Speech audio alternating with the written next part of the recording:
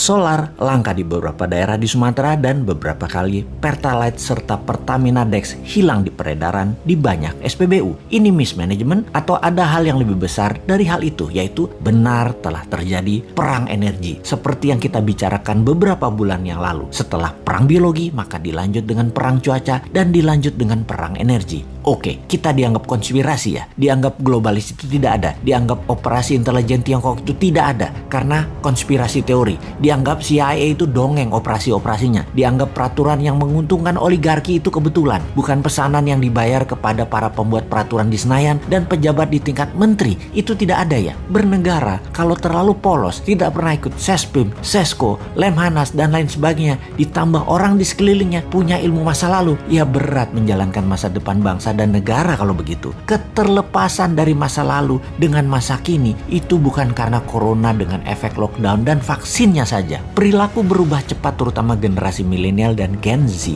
karena digital teknologi membuat banyak hal berubah. Ini terjadi jauh sebelum tahun 2019, bahkan gejalanya telah memukul banyak sendi kehidupan. Matinya koran, turunnya viewer golf, meningkatnya penggunaan sabun cair, matinya mobil sedan, pemimpin banyak negara menjadi lebih muda dan wanita. Itu semua serba baru. Terlihat saat ini Indonesia masih belum ngeh juga. Pemimpinnya dan rakyatnya, baik incumbent maupun oposisi, tidak ngeh. Sedikit sekali yang memahami hal ini, dan kebanyakan yang memahami, yang sadar adalah mereka bukan makhluk politik, bahkan apolitik, anti politik. Kembali ke bidang ekonomi di mana kita tidak berpolitik, kita bisnis as usual aja. Toh salah satu sendi bernegara sejajar dengan politik namanya ekonomi. Dalam 20 tahun ini memang otak banyak orang terlalu politik. Dikedepankannya hanya jabatan, jabatan dan jabatan, bukan kebijakan dan kemanfaatan jabatan untuk rakyat yang semuanya dilindungi dengan pasukan propaganda dan media buzzer. Ekonomi yang mau kita diskusikan adalah kita sudah masuk perang energi, dan dalam perang ada yang namanya economic at war, sebuah mood perang berdasar pemahaman ekonomi. Perang Amerika Tiongkok naik ke level yang lebih tinggi, naik ke level berikutnya. Diawali di tahun 2017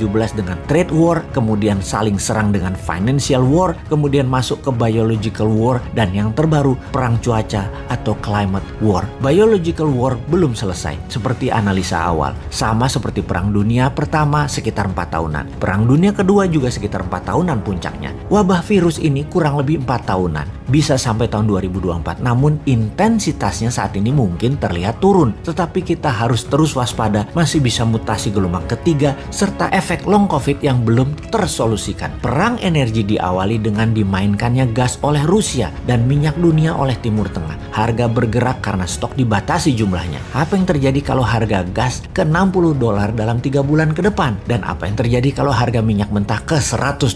Efek pertama adalah harga komoditas seperti nikel dan lain sejenisnya akan turun karena naiknya biaya produksi. Saat ini Tiongkok energinya terbatas. 90% energi dalam negeri di Tiongkok adalah impor. Efek Indonesia makin parah karena 85% impor bahan baku produksinya dari kakak tertua, dari Tiongkok saat ini. Saat ini negara yang tidak punya sumber alam energi ketar-ketir seperti Tiongkok karena memang ditarget. Sahabat yang tidak percaya informasi ini, anggap kesimpulan kali ini hanya konspirasi teori. Begini kesimpulannya, karena Indonesia mati hidupnya adalah dengan Tiongkok, bahkan kayak provinsi dengan mata uangnya yuan dalam dagangnya, sementara mana mau Timur Tengah dibayar pakai yuan, dolar Indonesia terbatas stoknya, hutang IMF dolar belum turun juga, Indonesia miring ke Tiongkok jelas-jelas membuat bernegara anti barat, sementara barat adalah penguasa energi. Maka sangat bisa terjadi kelangkaan sumber energi minyak dan gas akan terjadi di Indonesia karena kesalahan kebijakan luar negeri dan kebijakan tidak membela rakyat mulai terasa pengaruhnya, yaitu rakyat di piramida tengah dan bawah sangat lapar. Mau solusi? Sini sama New Mind.